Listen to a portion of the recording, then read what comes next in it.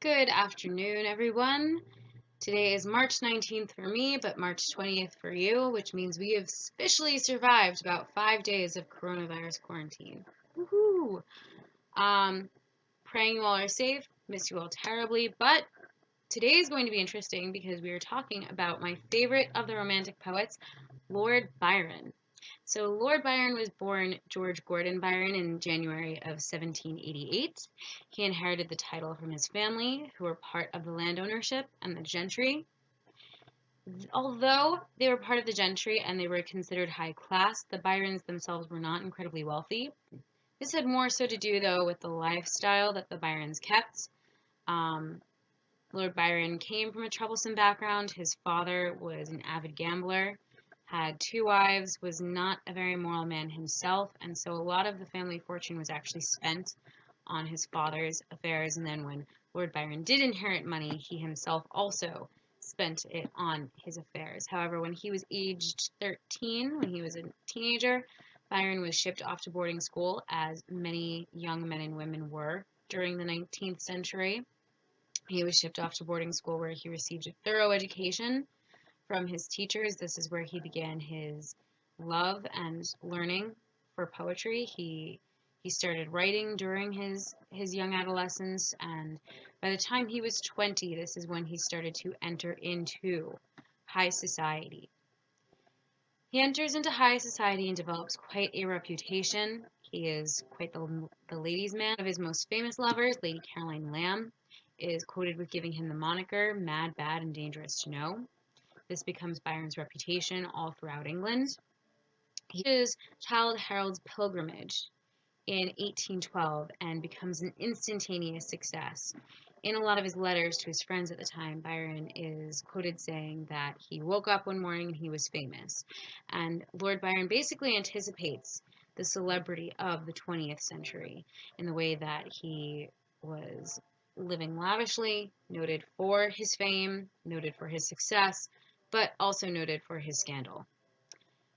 In 1812, Byron meets Lady Annabella, who is a baroness. Like Byron, she is herself inherited land and been educated, which was pretty progressive for the time. Her parents saw within her a sense of intellect and a desire to know more, and so she studies math during many of her formative years.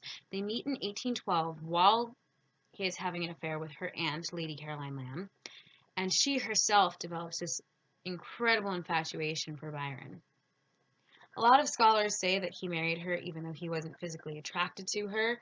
I find myself a little bit incredulous about that. If you research Lady Byron and you pull up pictures, she was very pretty. And he passionately pursued her. He proposed to her twice. The first time she rejected him because, in contrast to Byron, who believed in God but also wanted to do whatever he wanted to do, he wasn't like Blake, who believed that Judeo-Christian God wasn't the real God and that the Judeo-Christian God was evil. In contrast to Blake, Byron did believe that the Judeo-Christian God was probably the God over the universe. He just found that he didn't want to live under the ordinances of goodness that the Judeo-Christian God instituted over the world. So that's why I appreciate Byron a little bit more than Blake. Instead of pointing the finger at God and saying you're wrong, Byron did have those moments where he looked at himself and said, no, I'm wrong. But it didn't lead to any desire to change his life. If you read the biography already, which you should have before watching this lecture, if you read the biography that I posted in Google Classroom, he's quoted with saying, "To sin is a pleasure, and it's a pleasure to sin." So Byron, in contrast to Blake, who Blake tried to live a good life but didn't think of the Lord himself as being good, Byron did think of the Lord himself as being good, but himself just preferring his own wickedness. But in 1812, when he first proposes to his wife Annabella, she rejects him specifically because he's living a life of lawlessness. He pursues her for 2 years, and in 1814, Annabella gets this idea that if she marries Byron, it perhaps might mean the salvation of his soul. He might then be confronted with the need for Orthodox religion and start to live a godly life. Very bad strategy. one of the things that we can take away from this lecture alone is the improper biblical logic that is employed there. You know, the Apostle Paul talks about making sure that you're equally yoked with the person that you spend your life with, and going into romantic relationships knowing that that person isn't saved or that they're not spiritually mature can mean a life of sadness and havoc and grief. You know, there are believers who they get married before they're saved, and at at that point, the Apostle Paul encourages those Christians to stay with their spouses and to then try to be a witness to them. But the idea of getting into a relationship with a non-believer and marrying them with the hope that your love will save them, very poor logic, and Annabella learns this the hard way. She gets married to Lord Byron, and he does. He loves her passionately.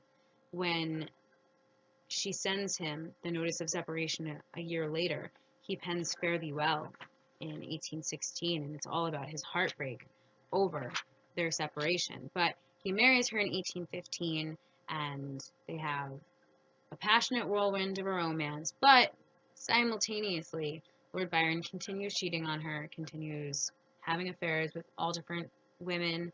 It's speculated even whether or not he had a relationship with his half sister, Augusta. And so the marriage ends in tears, crying, and their daughter, Ada. Ada Lovelace is Byron and Lady Annabella's daughter, and she, in congruence with her mother, who Byron called the Princess of Parallelograms, Ada becomes a renowned mathematician. Her mother, after separating from her father, desires to encourage the idea of math and logic and God's order and systemed order into their daughter, rather than her pursuing the humanities side, which indulges in the feelings and the passion that Byron definitely lived for.